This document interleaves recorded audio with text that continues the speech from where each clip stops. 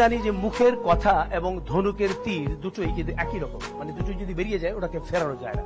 তো সুতরাং কথা যখন বলা হবে তখন কথা বলার সময় আমাদের অন্যের টের পাওয়ার আগে ঢের ভেবে নেওয়া উচিত এর জের কোন দিকে যাবে, কিন্তু সেটা আমরা অনেকেই ভাবি না।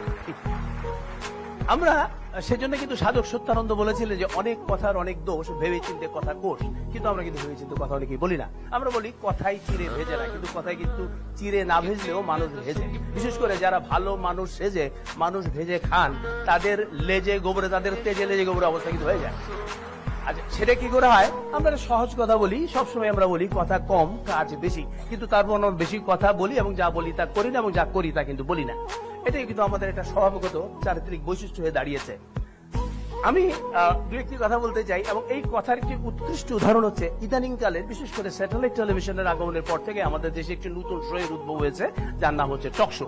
এখানটা গেলে আমরা দেখতে পাই নানাবিধ কথা হচ্ছে, এবং এক একজনের কথা শুনলে মনে হয় যে এরা বুদ্ধির সরাসরি, এবং দেশে বুদ্ধিজীবীর সংখ্যা বেড়ে গেছে, এবং এরা সব জানতা।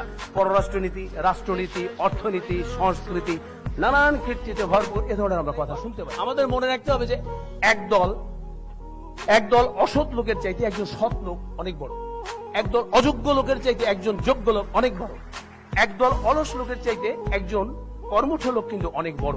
আমাদের শিক্ষায় শিক্ষিত হতে হবে। আমরা বলি পানির অপর নাম জীবন, কিন্তু আমি সেটা বিশ্বাস করি না। আমি বলি পানির অপর নাম জীবন নয়, বিশুদ্ধ পানির অপর নাম জীবন। শিক্ষা কিন্তু আমরা চাই না, আমরা চাই সুশিক্ষা। আমরা চাই, বলে না যে আমরা ইচ্ছা থাকলে উপায় হয়, ইচ্ছা থাকলে হবে না, সেটা থাকতে হবে সদিচ্ছা। চিন্তা থাকতে হবে, সেটা হবে সুচিন্তা। বুদ্ধি থাকতে হবে, সেটা হবে সুবুদ্ধি। এর সমন্বয় করে সততার সাথে যদি আমরা এগিয়ে যাই, তাহলে কিন্তু আমরা আমাদের অভিষ্ট লক্ষ্যে চলে যেতে পারবো। আমরা বলি 10 মিলে করি কাজ, হারি জিতি নাহিলাজ। আমরা কি কাজ করি? সবাইকে শুভ কাজ করি? সবাই শুভ কাজ করি না।